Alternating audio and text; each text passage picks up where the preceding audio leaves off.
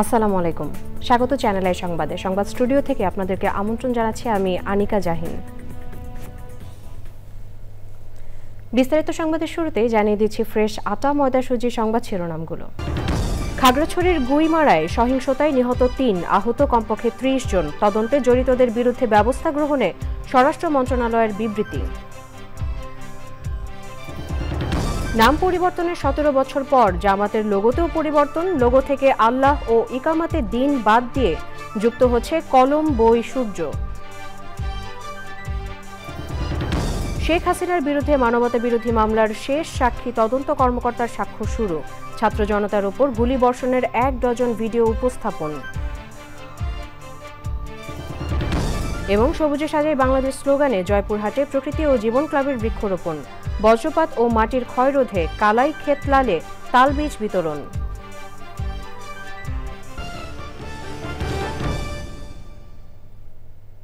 সংবাদ শিরোনামগুলো জানাচ্ছিলাম। এখনকার এই সংবাদ আয়োজন একই সঙ্গে চ্যানেলের ইউটিউব চ্যানেল এবং চ্যানেলের ওটিটি প্ল্যাটফর্ম আই স্ক্রিনে লাইভ স্ট্রিম হচ্ছে। যাচ্ছি বিস্তারিত সংবাদে।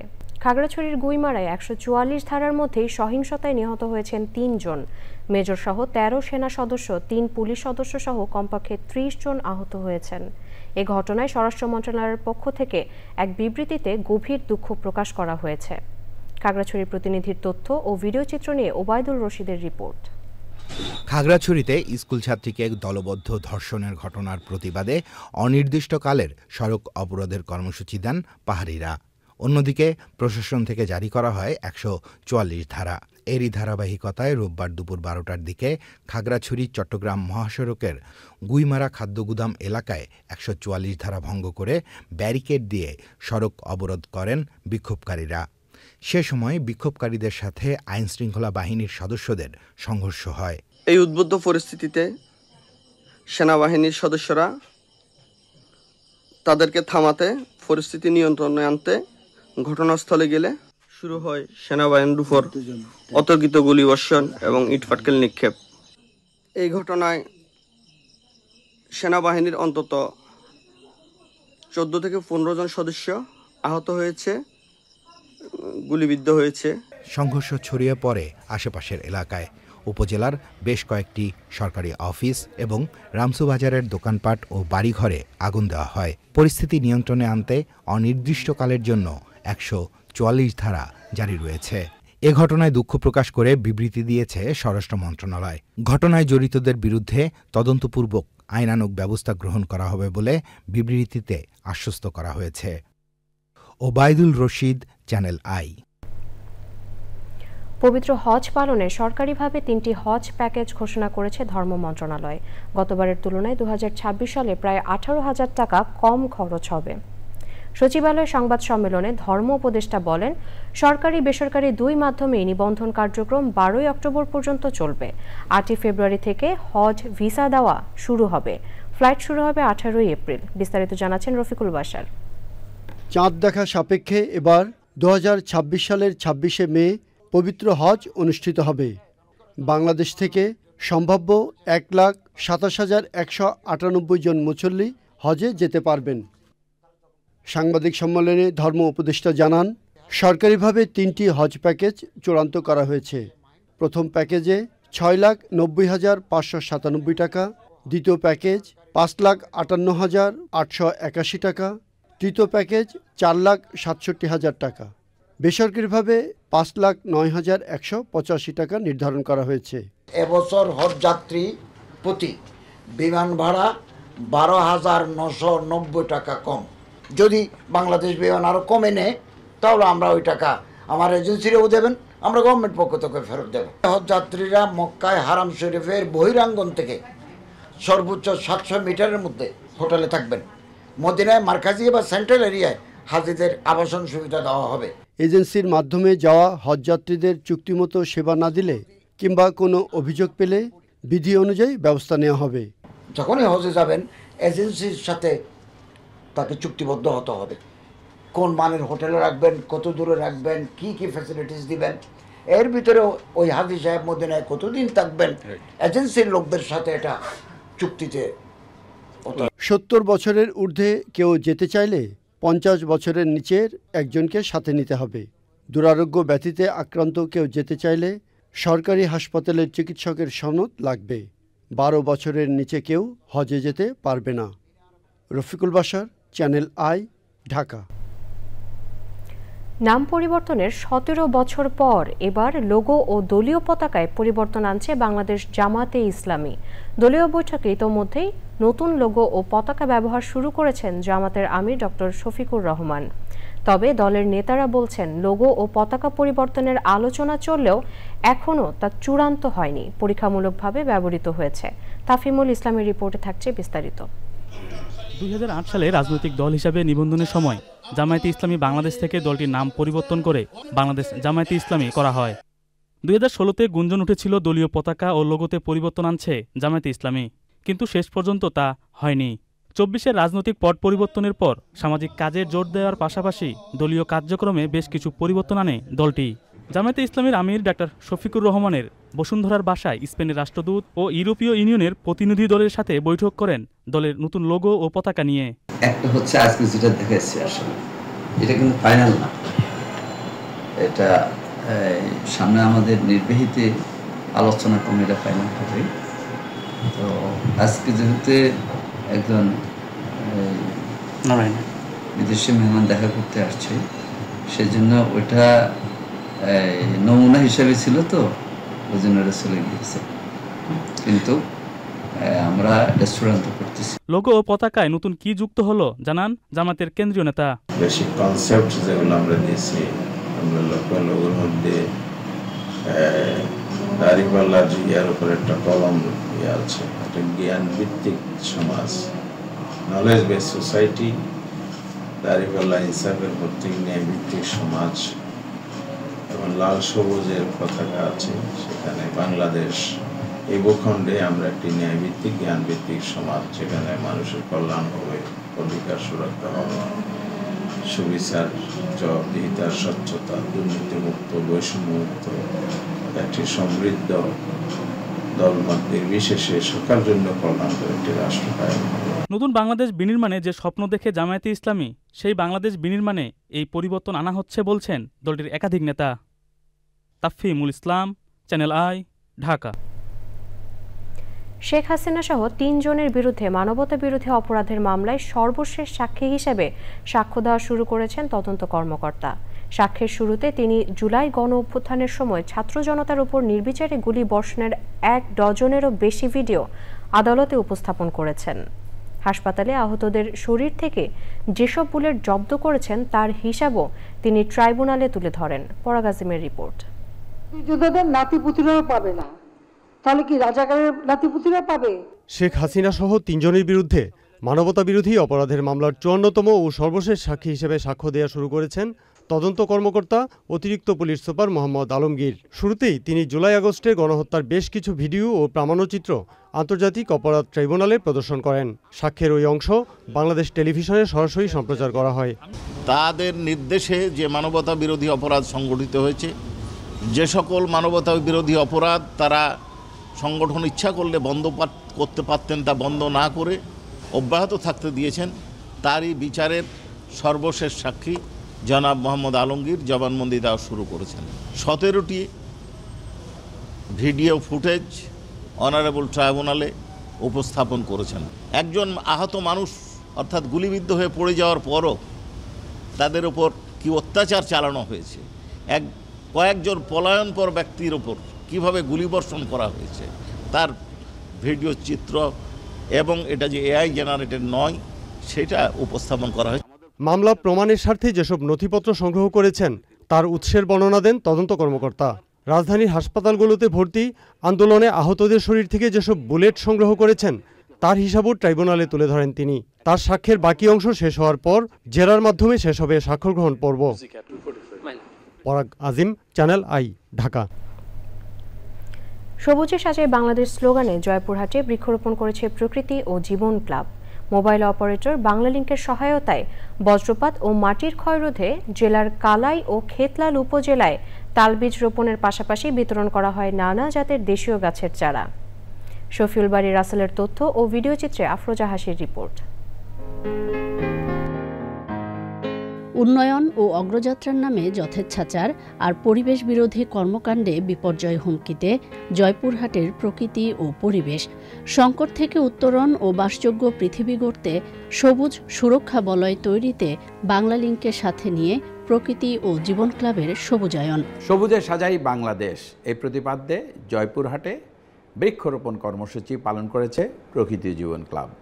আমরা একটি গবেষণায় দেখেছি যে গাছ বায়ু দূষণকে যেভাবে কমায় তা যদি আমরা হিসেব করি, একটি পূর্ণবয়স্ক বৃক্ষ সে কিন্তু যে পরিমাণ বায়ু দূষণকে রুখে দিচ্ছে তাতে প্রায় 10 লক্ষ টাকার সাশ্রয় হয় 50 বছরে। একটি পূর্ণবয়স্ক গাছ যদি কাজ করতে পারে, তাহলে আমরা যদি অনেক গাছ লাগাই তাহলে কি পরিমাণ বায়ু দূষণকে আমরা প্রশমিত করতে পারবো ভাবা যায়। আসুন সারা বাংলাদেশটাকে সবুজে ছেয়ে ফেলি। নতুন প্রজন্মের হাতে তুলে দেওয়া হয় নানা জাতের বিপন্ন দেশীয় গাছের চারা। এক একটি বৃক্ষ এক একটি জীবন।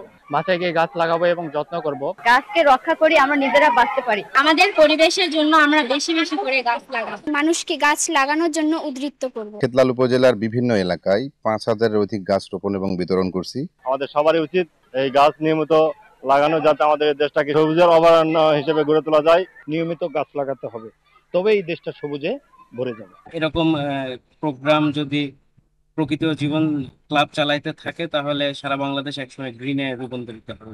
সবুজায়নকে সময় উপযোগী ও প্রশংসনীয় বলছেন বিশিষ্টজনরা। বাতাসে কার্বনের একটা আধিক্য, এবং এই আধিক্যটা কমানো একমাত্র সম্ভব যদি আমরা প্রচুর পরিমাণে গাছ রোপণ করতে পারি। পরিবেশের জন্য যে ক্ষতিকর গাছগুলো আছে সেগুলো আমরা এড়িয়ে চলবো। বাংলাদেশ এবং পরিবেশকে সচেতন করা যে কর্মসূচি সেটা সফল হবে। বাচ্চাদেরকে একই সাথে পরিবেশের যে বিভিন্ন ক্ষতিকর প্রভাব রয়েছে সেগুলো সম্পর্কে সচেতন করবে এবং তারা পরিবেশ উন্নয়নে বরং বিভিন্ন রকমের কাজে উদ্যোগী হবে। পরিবেশ প্রতিবেশের কাঙ্ক্ষিত উন্নয়নে রোপিত বৃক্ষের পরিচর্যায় স্থানীয় জনগোষ্ঠীকে এগিয়ে আসার আহ্বান পরিবেশবাদীদের। আফরোজা হাসি, চ্যানেল আই। গাজায় ইসরায়েলি হামলায় কমপক্ষে 40 জন ফিলিস্তিনি নিহত হয়েছেন। এই নিয়ে ইসরায়েল হামাস যুদ্ধে নিহতের সংখ্যা 66,000 ছাড়িয়ে গেল।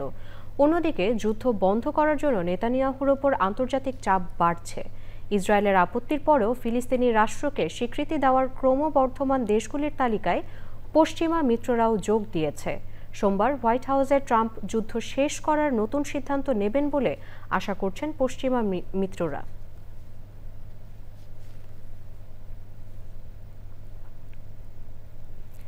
যুক্তরাষ্ট্রের মিশিগান অঙ্গরাজ্যে একটি মর্মন চার্চে গুলিবর্ষণ ও অগ্নিকাণ্ডে 2 জন নিহত হয়েছেন।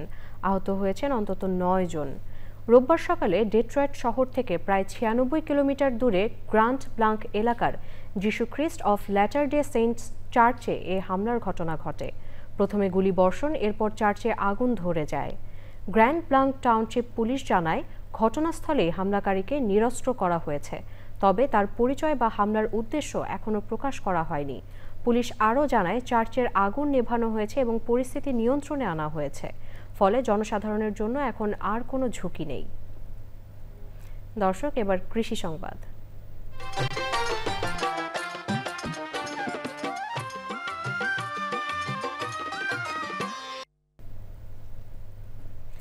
খুলনার মাঠে এখন ধানের সোনালী ঢেউ। আউশ ধানের ভালো ফলনে কৃষকের মুখে ফুটেছে স্বস্তির হাসি। সরকারি সহায়তা আর কৃষকের অক্লান্ত পরিশ্রমে তৈরি হয়েছে কৃষির এক নতুন ইতিহাস। বিস্তারিত দানিয়েল সুজিত বোসের রিপোর্টে। প্রাকৃতিক দুর্যোগ যেন পিছু ছাড়ে না খুলনার কয়রা, দাকব, পাইকগাছা, বটিয়াঘাটা ও ডুমুরিয়া এলাকাবাসী। প্রতিনিয়ত লোনা পানির সাথে যুদ্ধ করে বেঁচে থাকতে হয় খুলনার উপকূলীয় অঞ্চলের মানুষদের। তবে এবার কৃষি সম্প্রসারণ অধিদপ্তরের পরামর্শ অনুযায়ী চাষাবাদ করে ব্যাপক সাফল্য পেয়েছেন কৃষক। গেল বছরের তুলনায় আউশ ধানের ফলন ভালো ও দাম বেশি হওয়ায় খুশি প্রতিটি কৃষক পরিবার। আগে আমরা এই জায়গা ফাঁকা থাকতো, আমরা বুঝতাম না, আউশ ধান লাগানো শুরু করেছি। এখন দেখতে যে আউশ ধানের ফলন ভালো। কৃষি অফিসাররা বীজ দিয়েছে 75 বীজ, এই বীজ আমরা ফেলাইছি, ধান ফেলাইছি। এই ধান কাটার পরে ওই আবার ধান চাষ হবে। পোকামাকড় দেখতে তেমন ধরনের হালকা পাল্লা। আধুনিক বীজ, সার ও সময় মতো কৃষি পরামর্শে ভাগ্য খুলেছে খুলনা অঞ্চলের কৃষকদের। প্রতি বিঘা জমিতে কৃষক 20 থেকে 22 মণ ধান ঘরে তুলতে পারবে বলছে কৃষি বিভাগ। প্রায় 2000 কৃষককে কিন্তু আমরা এই আউশ ধানের বীজ সহায়তা দিয়েছি। এছাড়া আমন মৌসুমেও কিন্তু আমরা 15,000 কৃষককে আমন ধানের বীজ সহায়তা দিয়েছি। সর্বোপরি আমাদের যে পরামর্শ উঠান বৈঠক কৃষক মাঠ স্কুলে যে আমরা প্রশিক্ষণটা অনানুষ্ঠানিকভাবে দিয়ে থাকি, সেটিতেও তারা উদ্বুদ্ধ হয়ে থাকে এবং এই ধারা অব্যাহত থাকে। খুলনা অঞ্চলে এবার আউশ ধানের আবাদ হয়েছে 5309 হেক্টর জমিতে। উৎপাদন বেড়েছে গত বছরের তুলনায় অনেক বেশি। Daniel Sujit Bose, channel I, Khulna. এবারে প্রকৃতি সংবাদ।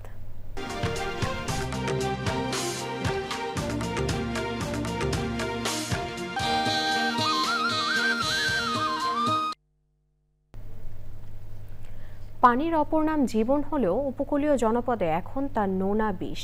লবণাক্ত পানির বিরুদ্ধে নিত্যদিনের লড়াইয়ে হার মানছেন বাগেরহাটের মোংলার নারীরা, আর এতে পরিবেশের পাশাপাশি ভয়াবহ ঝুঁকিতে ফেলছে নারী স্বাস্থ্য। আশু ব্যবস্থা না নিলে পরিবেশগত সংকট ছাড়িয়ে সমাজে নীরব ও গভীর স্বাস্থ্য বিপর্যয়ের শঙ্কা করছেন বিশেষজ্ঞরা। সংবাদদাতার তথ্য ও ভিডিও চিত্রে সৈয়দ মাদিহ অদিতের রিপোর্ট।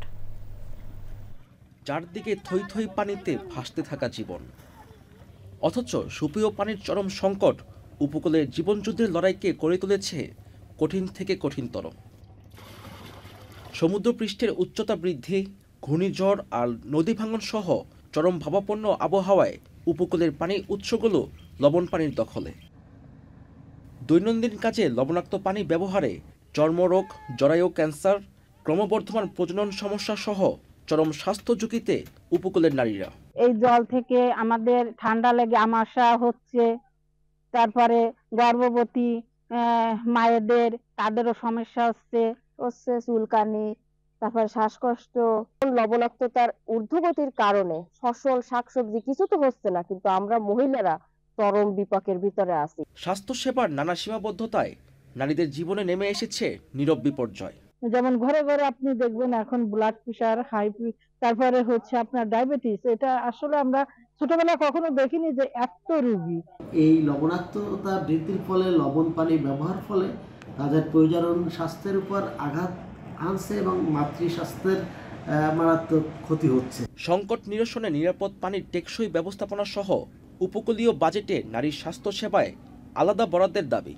চর্মরোগ সহ ক্রনিক ডিজিজগুলি অনেক বেশি করতেছে বলে আমাদের কাছে এই মুহূর্তে যেই সব রোগীগুলি আসছে সেই রোগীগুলোর রোগ বা ডিজিজ প্রোফাইল পর্যালোচনা করে এটাই আমাদের কাছে বর্তমানে প্রতীয়মান হচ্ছে। বিশেষজ্ঞরা বলছেন উপকূলের গণ্ডি পেরিয়ে নারী স্বাস্থ্য ঝুঁকি পরিণত হয়েছে বৈশ্বিক সংকটে। তাই নারীদের অস্তিত্ব রক্ষার লড়াইয়ে শুধু ক্ষতিপূরণই নয়, প্রয়োজন জলবায়ু অভিযোজনের সুনির্দিষ্ট পরিকল্পনাও। সৈয়দ মাদিহ অদিত, প্রকৃতি ও জীবন ডেস্ক, চ্যানেল আই। এবারে খেলার খবর।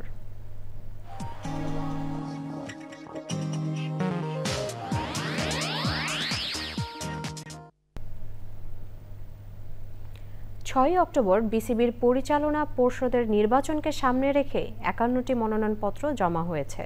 3 ক্যাটাগরিতে জেলা ও বিভাগীয় পর্যায়ে 18টি, ক্লাবের 30টি এবং সাবেক ক্রিকেটার ও শিক্ষা প্রতিষ্ঠান ক্যাটাগরিতে মনোনয়নপত্র দাখিল হয়েছে 3টি।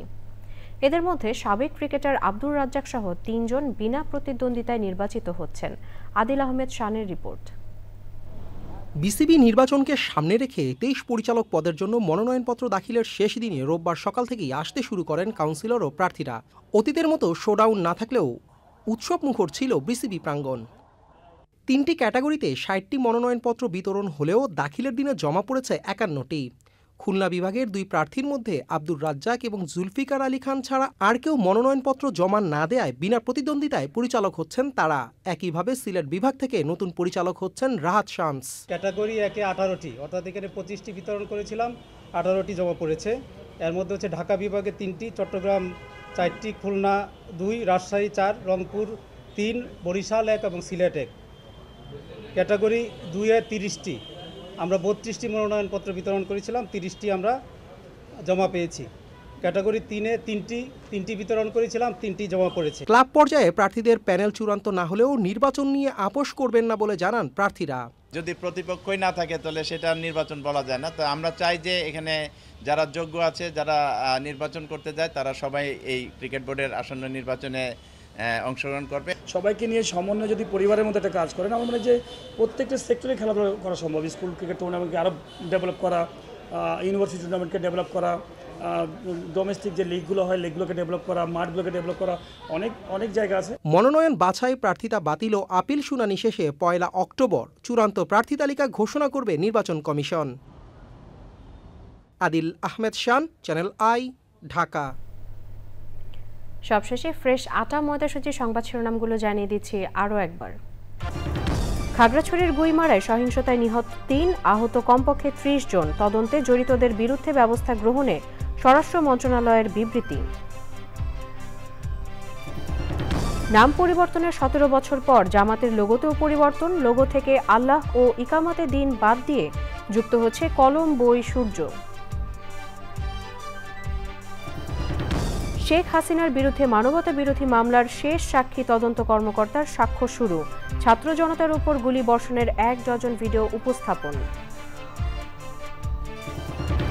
এবং সবুজে সাজাই বাংলাদেশ স্লোগানে জয়পুরহাটে প্রকৃতি ও জীবন ক্লাবের বৃক্ষরোপণ, বজ্রপাত ও মাটির ক্ষয় রোধে কালাই খেতলালে তালবীজ বিতরণ।